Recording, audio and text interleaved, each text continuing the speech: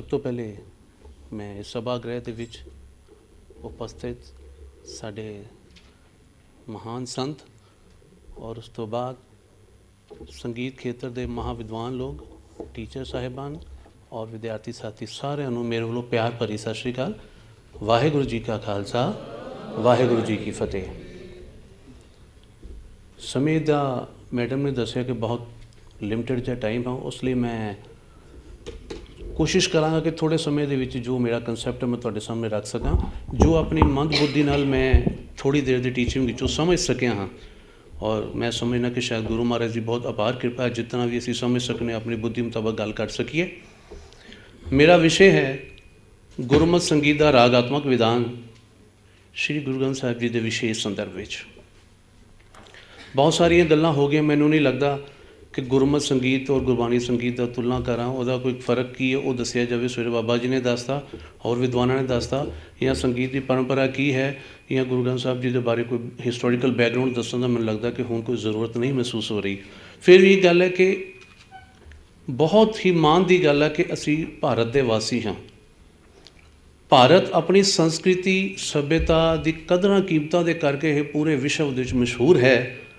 चाहे किसी धार्मिक परंपरा की गल करिए, या असी कोई संगीतिक परंपरा की गल करिए, या कला के किसी खेत्र की गल करिए, या शिक्षा के खेत्र की गल करिए, हिंदुस्तान को जगत गुरु का दर्जा मिलिया और इसका सारा क्रेडिट जाता साडे संत समाज नूं।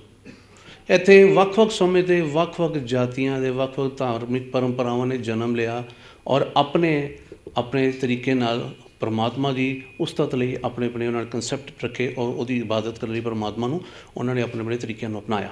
उस तरीके मध्य युग दे विच साडी कोई एक ऐसी परंपरा आई जिसनों अज असी श्री गुरु ग्रंथ साहिब जी के रूप दे विच प्रसाद के रूप स्वीकार किया। गुरु महाराज ने इलाही बाणी नूं रचिया और साडे अपने जीवन के वरतारे नूं अच्छा करने लई और समाजिक आर्थिक और अपने आत्मिक जीवन के विकास करने लई सानूं जिथे ना केवल फरमान दिते सगों संगीतिक संकेतां संगीतक प्रबंधां के आधार पर सानूं एक अजिहा ग्रंथ देता जिहड़ा अध्यात्मिक ग्रंथ होने दे नाल नाल एक उच्च दर्जे का संगीतक ग्रंथ भी है।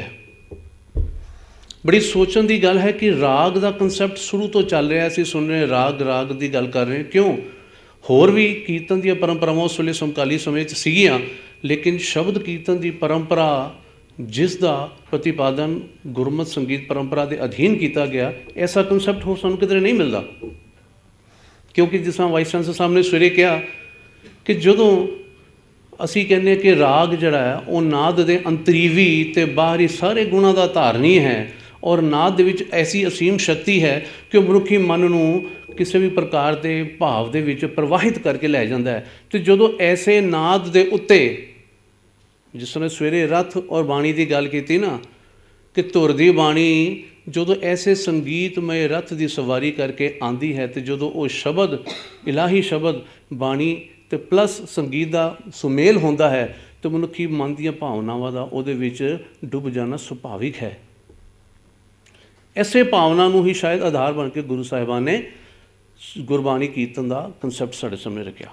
मैं अपने विषय वाल आंदे कि राग सोच रहा सी कि राग की गल करिए तो 31 मुख और 31 प्रकार राग जिहड़े सानूं मिलते हैं उन्होंने वर्गीकृत करिए तो किस तरीके नाल किन्ने किन्ने वर्गीकरण चों फिट बैठ सकते हैं।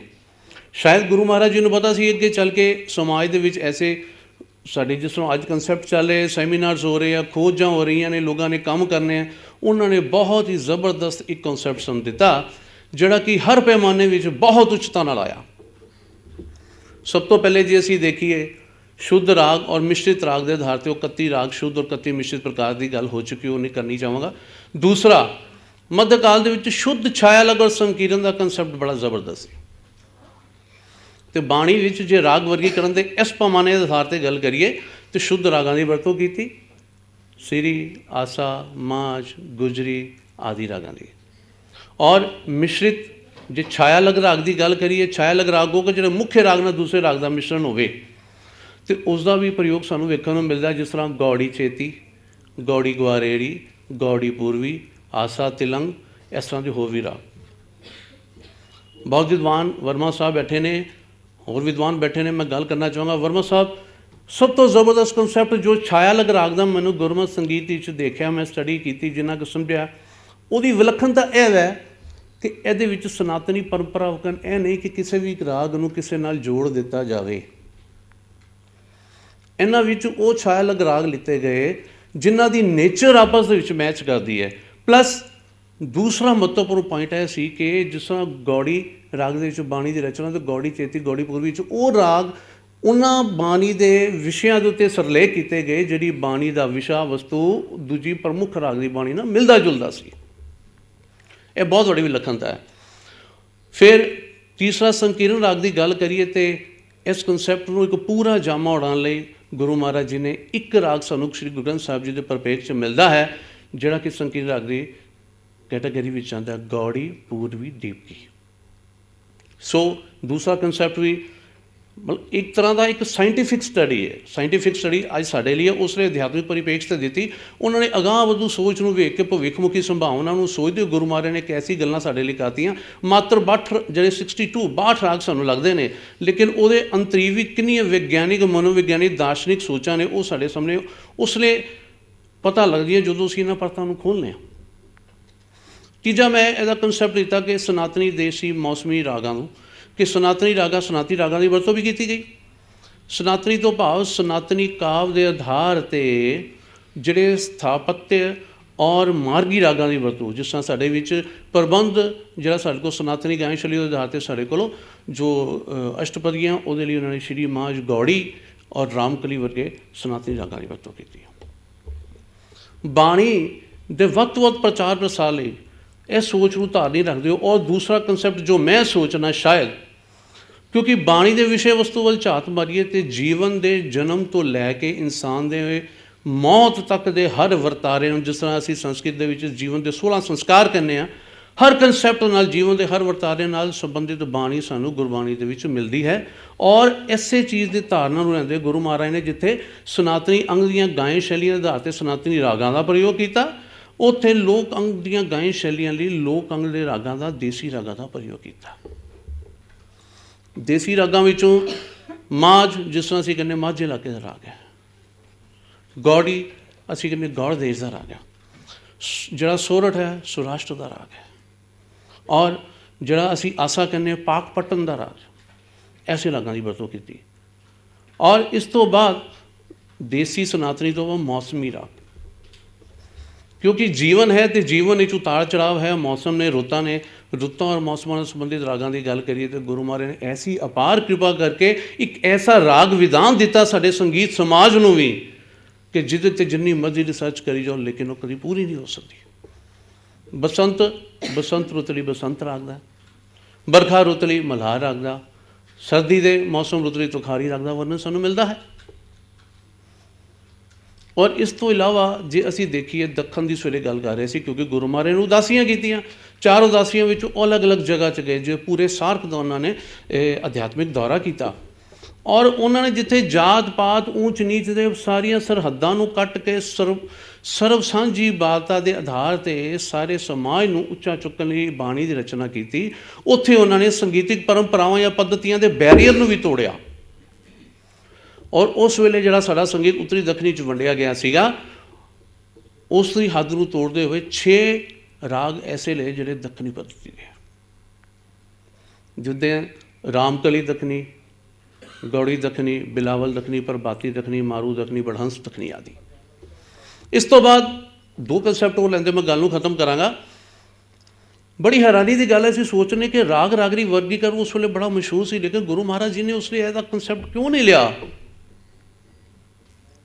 ਇਹਨੂੰ ਸੋਚ ਦਾ ਵਿਸ਼ੇ ਕਹਿ ਸਕਦੇ ਹਾਂ, ਇੱਕ ਪ੍ਰਸ਼ਨ ਕਹਿ ਸਕਦੇ ਹਾਂ, ਸਾਡੀ ਮੰਦਬੁੱਧੀ ਕਹਿ ਸਕਦੀ। ਕਈ ਵਾਰ ਕੀ ਹੁੰਦਾ ਅਸੀਂ ਸਧਾਰਨ ਜੀਵਨ 'ਚ ਵੇਖਦੇ, ਸਾਡੇ ਘਰ 'ਚ ਵੱਡਾ ਬਜ਼ੁਰਗ ਸਾਨੂੰ ਕੋਈ ਗੱਲ ਕਹਿੰਦਾ ਹੈ, ਅਸੀਂ ਉਹ ਗੱਲ ਦੇ ਪਿਛਲੇ ਪਰਪੇਖ ਨੂੰ ਸਮਝਦੇ ਨਹੀਂ। ਕੁਛ ਟਾਈਮ ਬਾਅਦ ਜਦੋਂ ਉਹਦੇ ਨਾਲ ਰਲਦੀ ਮਿਲਦੀ ਗੱਲ ਸਾਹਮਣੇ ਆਉਂਦੀ ਹੈ ਜਾਂ ਉਹ ਖੁਦ ਹੀ ਉਸ ਕਨਸੈਪਟ ਤੋਂ ਪਰਦਾ ਹਟਾਉਂਦੇ ਤਾਂ ਫਿਰ ਸਾਨੂੰ ਮਹਿਸੂਸ ਹੁੰਦਾ ਕਿ ਅਸੀਂ ਤਾਂ ਗਲਤ ਸੋਚ ਲਿਆ। ਐਸੀ ਹੀ ਸੋਚ ਸ਼ਾਇਦ ਖੁਜਾਰਤੀਆਂ ਦੇ ਮਨ 'ਚ ਪਹਿਲੇ ਆਈ ਹੋਵੇ, ਮੇਰੇ 'ਚ ਵੀ ਆਈ ਜਾਂ ਬਾਅਦ 'ਚੋਂ ਵੀ ਆਵੇ ਕਿ ਰਾਗ ਰਾਗਨੀ ਦਾ ਇੱਕ ਕਨਸੈਪਟ ਸੀ, ਲੇਕਿਨ ਸਾਰੇ ਰਾਗਾਂ ਨੂੰ ਰਾਗ ਕਹਿ ਕੇ ਹੀ ਸਿਰਲੇਖ ਕਿਉਂ ਕੀਤਾ ਗਿਆ? ਜਿਸ ਤਰ੍ਹਾਂ ਕਿ ਪਹਿਲੇ ਵੀ ਦੱਸ ਦਿੱਤਾ ਗਿਆ ਕਿ ਇੱਥੇ ਇੱਕ ਨਿਊਟਰਲਿਜ਼ਮ ਸੀ, ਐਸੀ ਨਿਊਟਰਲ ਸੋਚ ਸੀ ਜਿਨ੍ਹਾਂ ਨੇ ਮਨੁੱਖੀ ਜਾਤ ਪਾਤ ਨੂੰ ਕੋਈ ਸਥਾਨ ਨਹੀਂ ਦਿੱਤਾ, ਕਿਸੇ ਪੱਧਤੀ ਨੂੰ ਕੋਈ ਸਥਾਨ ਦਿੱਤਾ, ਕੋਈ ਅਹਿਮੀਅਤ ਨਹੀਂ ਦਿੱਤੀ, ਤੇ ਰਾਗ ਰਾਗਨੀ ਦਾ ਕਨਸੈਪਟ ਕਿਉਂ ਦੇਣਾ ਸੀਗਾ। ਲੇਕਿਨ ਪ੍ਰਮੁੱਖ ਗੱਲ ਹੈ ਵੈ ਕਿ ਜਿੱਥੇ ਬਾਣੀ ਔਰ ਸੰਗੀਤ ਦੀ ਗੱਲ ਹੈ, ਦੋਨਾਂ ਦਾ ਸੁਮੇਲ ਹੈ, ਤੇ ਪ੍ਰਧਾਨਤਾ ਬਾਣੀ ਦੀ ਹੈ। ਬਾਣੀ ਦੇ ਉਚਾਰਨ ਲਈ, ਪਰਮਾਤਮਾ ਦੇ ਨਾਲ ਜੁੜਨ ਲਈ ਸੰਗੀਤ ਦਾ ਓਟ ਆਸਰਾ ਲਿਆ ਗਿਆ, ਔਰ ਉਹਨਾਂ ਨੇ ਏਕਾਤਮਕ ਦੀ ਭਾਵਨਾ ਦੇ ਨਾਲ ਸਾਰੇ ਰਾਗ ਰਾਗਨੀ ਨੂੰ ਰਾਗ ਦੇ ਨਾਮ ਨਾਲ ਸਰਲੇਖ ਕੀਤਾ। ਔਰ ਗੁਰੂ ਮਹਾਰਾਜ ਜੀ ਵੀ ਜਾਣਦੇ ਸੀ ਕਿ ਸ਼ਾਇਦ ਕੱਲ੍ਹ ਨੂੰ ਚੱਲ ਕੇ ਐਸੀਆਂ ਗੱਲਾਂ ਹੋ ਸਕਦੀਆਂ, ਕਿਉਂਕਿ ਅਸੀਂ ਅਣਜਾਣ ਅਬੋਧ ਬਾਲਕ ਹਾਂ, ਸਾਡੇ ਮਨ 'ਚ ਵਿਚਾਰ ਆ ਸਕਦਾ ਹੈ। ਅਤੇ ਇਸ ਵਹਿਮ ਭਰਮ ਨੂੰ ਉਹਨਾਂ ਨੇ ਉਸ ਵੇਲੇ ਚੁੱਕਿਆ ਜਿਸਲੇ ਸ਼੍ਰੀ ਗੁਰੂ ਗ੍ਰੰਥ ਸਾਹਿਬ ਜੀ ਦੇ ਅੰਤ ਵਿੱਚ 1429 ਤੇ 1430 ਨੰਬਰ ਅੰਗ ਦੇ ਵਿੱਚ ਉਹਨਾਂ ਨੇ ਰਾਗ ਮਾਲਾ ਨੂੰ ਸੁਸ਼ੋਭਿਤ ਕੀਤਾ। ਰਾਗ ਮਾਲਾ ਨੂੰ ਪੜ੍ਹ ਕੇ ਸਾਡਾ ਉਹ ਵਹਿਮ ਭਰਮ ਭੁੱਲ ਜਾਂਦਾ, ਸਾਡੇ ਦਿਮਾਗ 'ਚੋਂ ਨਿਕਲ ਜਾਂਦਾ ਹੈ ਕਿ ਜੇ ਸ਼ਾਇਦ ਕਿਸੇ ਉਹਨਾਂ ਨੇ ਕਿਉਂ ਨਹੀਂ ਯੂਜ਼ ਕੀਤਾ, ਸ਼ਾਇਦ ਪਤਾ ਨਾ ਹੋਵੇ। ਲੇਕਿਨ ਇੱਥੋਂ ਪਤਾ ਲੱਗ ਜਾਂਦਾ ਕਿ ਜਿਸ ਤਰੀਕੇ ਨਾਲ ਰਾਗ ਮਾਲਾ ਦਾ ਪ੍ਰਯੋਗ ਕੀਤਾ, ਖਟ ਰਾਗ, 5 ਰਾਗਨੀਆਂ ਔਰ ਉਹਨਾਂ ਦੇ 8 ਬੱਚਿਆਂ ਦਾ ਵਰਣਨ ਕੀਤਾ, ਇਹ ਤਾਂ ਬਹੁਤ ਵੱਡੇ ਕਿਸੇ ਮਿਊਜ਼ਿਕੋਲੋਜਿਸਟ ਦਾ ਵੀ ਕੰਮ ਨਹੀਂ ਹੈ। ਲਾਸਟ ਕਨਸੈਪਟ ਰਾਗਾਂਗ ਪੱਧਤੀ। ਵਰਗੀਕਰਨ ਦੇ ਰਾਗਾਂਗ ਪੱਧਤੀ ਨੂੰ ਆਧਾਰ 'ਚ ਲਈਏ ਤਾਂ ਚਲੋ ਰਾਗਾਂਗ ਪੱਧਤੀ ਦਾ ਕੋਈ ਵਰਣਨ ਨਹੀਂ ਮਿਲਦਾ, ਲੇਕਿਨ ਅਗਰ ਦੇਖਿਆ ਜਾਵੇ, ਕਿਉਂਕਿ ਪਹਿਲੇ ਵੀ ਕਹਿ ਚੁੱਕਾ ਕਿ ਬਾਣੀ ਦੀ ਪ੍ਰਧਾਨਤਾ ਅਧਿਆਤਮਕਤਾ ਦੇ ਆਧਾਰ 'ਤੇ ਗ੍ਰੰਥ ਦੀ ਰਚਨਾ ਕੀਤੀ ਗਈ ਹੈ, ਸੰਗੀਤਿਕ ਗ੍ਰੰਥ ਨਹੀਂ, ਸੰਗੀਤਿਕ ਪਲੱਸ ਅਧਿਆਤਮਿਕ ਗ੍ਰੰਥ ਹੈ। ਇਸ ਲਈ ਰਾਗਾਂਗ ਭਾਵ ਦੇ ਆਧਾਰ 'ਤੇ ਵੀ ਸਾਨੂੰ ਸ਼੍ਰੀ ਗੁਰੂ ਗ੍ਰੰਥ ਸਾਹਿਬ ਜੀ ਨੇ ਐਸੀ ਕਿਰਪਾ ਕੀਤੀ, ਐਸਾ ਆਸ਼ੀਰਵਾਦ ਦਿੱਤਾ। ਉਹ ਪ੍ਰਾਪਤੀਆਂ ਦੀ ਗੱਲ ਕਰ ਰਹੇ ਕਿ ਇਹ ਪ੍ਰਾਪਤੀਆਂ ਘੱਟ ਹੈ, ਐਸੇ ਕਨਸੈਪਟ ਇੱਕ ਕਨਸੈਪਟ 'ਤੇ ਰਿਸਰਚ ਹੋ ਸਕਦੀ ਹੈ ਬਹੁਤ ਵੱਡੇ ਪੱਧਰ 'ਤੇ। ਰਾਗਾਂਗ ਪੱਧਤੀ ਦੇ ਆਧਾਰ 'ਤੇ ਗੱਲ ਕਰੀ ਤਾਂ ਸਾਡੇ ਕੋਲ ਹਿੰਦੁਸਤਾਨੀ ਸ਼ਾਸਤਰੀ ਸੰਗੀਤ 'ਚ 30 ਪ੍ਰਮੁੱਖ ਰਾਗਾਂਗ ਨੇ, ਜਿਨ੍ਹਾਂ ਵਿੱਚੋਂ ਕਲਿਆਣ ਇੱਕ ਹੈ। ਅਤੇ ਸਾਡੇ ਕੋਲ ਗੁਰਬਾਣੀ ਵਿੱਚ ਰਾਗਾਂਗ, ਜੇ ਕਲਿਆਣ ਵੀ ਹੈ ਤਾਂ ਉਹਦੇ ਰਾਗਾਂਗ ਵਜੋਂ ਕਲਿਆਣ ਭੁਪਾਲੀ ਰਾਗ ਮਿਲਦਾ ਹੈ। ਅਤੇ ਕਿੱਡੀ ਵੱਡੀ ਸੋਚ ਰਹੀ ਹੋਏਗੀ ਗੁਰੂ ਸਾਹਿਬਾਨ ਦੀ। ਗੌੜੀ ਰਾਗ ਦੀ ਗੱਲ ਕਰੀਏ ਤਾਂ ਗੌੜੀ ਰਾਗ ਰਾਗਾਂਗ ਪੱਧਤੀ ਦੇ 30 ਅੰਗਾਂ 'ਚ ਨਹੀਂ ਆਉਂਦਾ। ਅਤੇ ਜੇ ਅਸੀਂ ਗੱਲ ਕਰ ਰਹੇ ਹਾਂ, ਸਵਾਲ ਪੜ੍ਹਾਉਂਦੇ ਹਾਂ ਬੱਚਿਆਂ ਨੂੰ ਕਿ ਗੁਰੂ ਮਹਾਰਾਜ ਜੀ ਨੇ ਹਿੰਦੁਸਤਾਨੀ ਸੰਗੀਤ ਨੂੰ ਕੀ ਯੋਗਦਾਨ ਦਿੱਤਾ, ਅਤੇ ਕੀ ਇਹ ਯੋਗਦਾਨ ਨਹੀਂ ਇੱਕ ਐਸਾ ਵੱਡਾ ਸਰਮਾਇਆ ਜਿਹੜਾ ਗੌੜੀ ਰਾਗ ਦੇ ਅਧੀਨ 11 ਗੌੜੀ ਦੇ ਪ੍ਰਕਾਰ, ਗੌੜੀ ਚੇਤੀ, ਗੌੜੀ ਪੂਰਬੀ, ਗੌੜੀ ਮਾਹ, ਗੌੜੀ ਦੀਪੀ, ਗੌੜੀ ਪੂਰਬੀ, ਗੌੜੀ ਪੂਰਬੀ ਦੀਪਕੀ, ਗੌੜੀ ਦੱਖਣੀ, ਐਸੇ ਰਾਗ, ਗੌੜੀ ਮਾਲਾ, ਐਸੇ ਰਾਗ ਸਾਨੂੰ ਦੇ ਦਿੱਤੇ ਕਿ ਅਸੀਂ ਕਲਪਨਾ ਕਰ ਸਕਦੇ ਹਾਂ ਕਿ ਕੈਸੀ ਸੋਚ ਉਹਨਾਂ ਦੀ ਰਹੀ ਹੋਏਗੀ।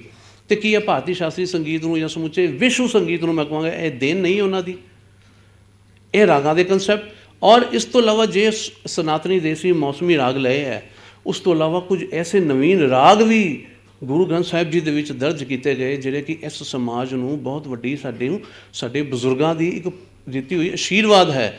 ਉਂਝ ਅਸੀਂ ਕਹਿੰਦੇ ਕਿ ਵੀ ਸਾਡੇ ਪੇਰੈਂਟਸ ਫੋਰ ਫਾਦਰਸ ਦੀ ਸਾਡੇ ਕੋਲ ਇਹ ਪ੍ਰੋਪਰਟੀ ਹੈ, ਅਸੀਂ ਲੜਦੇ ਹਾਂ, ਲੇਕਿਨ ਕੀ ਸਾਡਾ ਫਰਜ਼ ਨਹੀਂ ਹੈ ਕਿ ਅਧਿਆਤਮਿਕ ਪੱਧਰ 'ਤੇ ਜੋ ਸਾਨੂੰ ਸਾਡੇ ਬਜ਼ੁਰਗਾਂ ਕੋਲੋਂ ਵਿਰਸਾ ਮਿਲਿਆ ਹੈ, ਉਸ ਦੀ ਸਾਂਭ ਸੰਭਾਲ ਲਈ ਯਤਨ ਕਰੀਏ। ਗੌੜੀ ਗੁਆਰੇਰੀ, ਗੌੜੀ ਮਾਝ, ਤੁਖਾਰੀ, ਆਸਾ ਤਿਲੰਗ, ਇਹ ਕੁਝ ਐਸੇ ਰਾਗ ਨੇ ਜਿਨ੍ਹਾਂ ਨੂੰ ਸਭ ਤੋਂ ਪਹਿਲੀ ਵਾਰੀ ਦੁਨੀਆ ਦੇ ਸੰਗੀਤਕ ਔਰ ਧਾਰਮਿਕ ਗ੍ਰੰਥਾਂ ਵਿੱਚੋਂ ਸ਼੍ਰੀ ਗੁਰੂ ਗ੍ਰੰਥ ਸਾਹਿਬ ਦੇ ਵਿੱਚ ਗੁਰੂ ਮਹਾਰਾਜ ਨੇ ਸੰਕਲਿਤ ਕੀਤਾ ਔਰ ਉਹਦੇ ਅਧੀਨ ਸੰਪਾਦਨਾ ਕੀਤੀ ਬਾਣੀ ਦੀ। ਭਵਿੱਖਮੁਖੀ ਸੰਭਾਵਨਾ ਦੀ ਗੱਲ ਕਰੀਏ ਤਾਂ ਸਵੇਰੇ ਬਹੁਤ ਸਾਰੀਆਂ ਗੱਲਾਂ ਹੋ ਗਈਆਂ। ਡਾਕਟਰ ਗੁਰਨਾਮ ਸਿੰਘ ਜੀ ਇੱਕ ਐਸੀ ਵਿਸ਼ਾਲ ਸੋਚ ਦੇ ਧਾਰਨੀ ਨੇ ਕਿ ਕੋਈ ਕਨਸੈਪਟ ਛੱਡਦੇ ਹੀ ਨਹੀਂ ਕਿਸੇ ਦੇ ਵਾਸਤੇ। ਅਤੇ ਉਹ ਇਹੀ ਲੱਗਦਾ ਹੈ ਕਿ ਐਸੇ ਸੈਮੀਨਾਰਸ, ਵਰਕਸ਼ਾਪ ਦਾ ਹੋਣਾ ਬੜਾ ਜ਼ਰੂਰੀ ਹੈ। ਦੂਸਰਾ, ਰਾਗਾਂ ਦੇ ਜਿਹੜੇ ਸਰੂਪ ਨਿਸ਼ਚਿਤ ਕੀਤੇ ਗਏ 1991-92 ਦੇ ਵਿੱਚ ਬਾਬਾ ਜੀ ਬੈਠੇ ਨੇ, ਬਾਬਾ ਸੁੱਚਾ ਸਿੰਘ ਜੀ ਦੀ ਅਗਵਾਈ ਵਿੱਚ ਕੀਤੇ, ਉਹਨਾਂ ਸਰੂਪਾਂ ਨੂੰ ਬੱਚਿਆਂ ਨੂੰ ਸਾਡੇ ਵਰਗੇ ਟੀਚਰਸ ਨੂੰ ਵੀ ਸਿਖਾਉਣ ਦੀ ਜ਼ਰੂਰਤ ਹੈ। ਔਰ ਸਾਨੂੰ ਆਪਣਾ ਵਿਸ਼ਾਲ ਹਿਰਦਾ ਕਰਕੇ ਆਪਣੇ ਆਪ ਨੂੰ ਕੁਛ ਲੈਣ ਦੀ ਭਾਵਨਾ ਦੇ ਲਈ ਉੱਥੇ ਖੜੇ ਕਰਕੇ ਸਾਨੂੰ ਸਿੱਖਣਾ ਚਾਹੀਦਾ ਹੈ। ਦੂਸਰਾ, ਇਸ ਦ੍ਰਿਸ਼ਟੀਕੋਣ ਨਾਲ ਦੇਖਿਆ ਜਾਏ ਤਾਂ ਇਹਦੇ ਪ੍ਰਚਾਰ ਪ੍ਰਸਾਰ ਲਈ ਸਾਨੂੰ ਕੁਝ ਵਿਸ਼ੇ ਅਜਿਹੇ ਨੇ ਜਿਨ੍ਹਾਂ 'ਤੇ ਖੋਜ ਕਾਰਜ ਕਰਵਾਉਣੇ ਵੀ ਬਹੁਤ ਲੋੜੀਂਦੇ ਨੇ। ਮਲਟੀਮੀਡੀਆ ਦੀ ਗੱਲ ਕਰੀਏ, ਮਲਟੀਮੀਡੀਆ ਨਾਲ ਬਹੁਤ ਜ਼ਿਆਦਾ ਪ੍ਰਚਾਰ ਪ੍ਰਸਾਰ ਹੋ ਰਿਹਾ, ਲੇਕਿਨ ਹਾਲੇ ਵੀ ਉਹ ਲੋੜੀਂਦਾ ਹੈ। ਮੈਂ ਗੁਰਬਾਣੀ ਕੀਰਤਨ ਦੀ ਅੰਮ੍ਰਿਤਸਰ ਦਰਬਾਰ ਸਾਹਿਬ ਤੋਂ ਕੀਰਤਨ ਦੀ ਗੱਲ ਨਹੀਂ ਕਰਨਾ ਚਾਹਾਂਗਾ, ਕਿਉਂਕਿ ਮੇਰਾ ਮੰਨਣਾ ਸ਼ਾਇਦ ਇਹ ਹੈ ਕਿ ਅੱਜ ਬਹੁਤ ਵੱਡੀ ਗੱਲ ਇਹ ਹੈ ਕਿ ਸਾਡਾ ਨਵਾਂ ਸਮਾਜ, ਸਾਡੀ ਨਵੀਂ ਪੀੜ੍ਹੀ ਕਿਸੇ ਨਾ ਕਿਸੇ ਰੂਪ 'ਚ ਸਹੀ ਗੁਰਬਾਣੀ ਨਾਲ ਜੁੜ ਰਹੀ ਹੈ। ਉਹ ਟਾਈਮ ਆਏਗਾ ਕਿ ਉਹ ਆਪਣੇ ਸਿਧਾਂਤਿਕ ਪੱਖ ਨੂੰ ਸਮਝਦੇ ਹੋਏ ਇਹਦਾ ਜਿਹੜਾ ਇੱਕ ਕਨਸੈਪਟ ਹੈ, ਇਹਦੀ ਜਿਹੜੀ ਪਰੰਪਰਾ ਹੈ, ਉਹਨੂੰ ਸਿੱਖਣਗੇ। ਜੇਕਰ ਅਸੀਂ ਇੱਦਾਂ ਦੇ ਉਪਰਾਲੇ ਕਰਦੇ ਰਹਾਂਗੇ ਤਾਂ ਇੱਕ ਤਾਂ ਅਸੀਂ ਆਪਣੀ ਪਰੰਪਰਾ ਨੂੰ ਬਚਾ ਕੇ ਰੱਖਾਂਗੇ, ਦੂਸਰਾ ਅਸੀਂ ਆਉਣ ਵਾਲੀ ਪੀੜ੍ਹੀ ਨੂੰ ਇੱਕ ਨਵੀਂ ਸੇਧ ਦੇ ਕੇ ਨਾ ਕੇਵਲ ਆਪਣੇ ਸਮਾਜ ਦੀ ਇੱਕ ਸਮੂਹ ਪੂਰੇ ਹਿੰਦੁਸਤਾਨ ਦੀ ਔਰ ਪੂਰੀ ਦੁਨੀਆ 'ਤੇ ਇੱਕ ਅੱਛੇ ਸਮਾਜ ਦੀ ਸਿਰਜਣਾ ਕਰ ਸਕਦੇ ਹਾਂ। ਔਰ ਮਹਾਰਾਜ ਦੀ ਜਿਹੜੀ ਸਾਨੂੰ ਦੇਣ ਹੈ ਉਹਦੇ ਪ੍ਰਤੀ ਸਾਡਾ ਇੱਕ ਬਹੁਤ ਵੱਡਾ ਇੱਕ ਫਰਜ਼ ਬਣਦਾ ਹੈ ਕਿ ਅਸੀਂ ਉਹਨੂੰ ਸੰਭਾਲੀਏ, ਉਹਦੀ ਸੇਵਾ ਕਰੀਏ ਔਰ ਆਪਣੇ ਆਤਮਿਕ ਵਿਕਾਸ ਕਰਕੇ ਪ੍ਰਭੂ ਦੇ ਨਾਲ ਇੱਕ ਹੋਣ ਦਾ ਯਤਨ ਕਰੀਏ। ਧੰਨਵਾਦ। ਵਾਹਿਗੁਰੂ ਜੀ ਕਾ ਖਾਲਸਾ, ਵਾਹਿਗੁਰੂ ਜੀ ਕੀ ਫਤਿਹ। Thank you.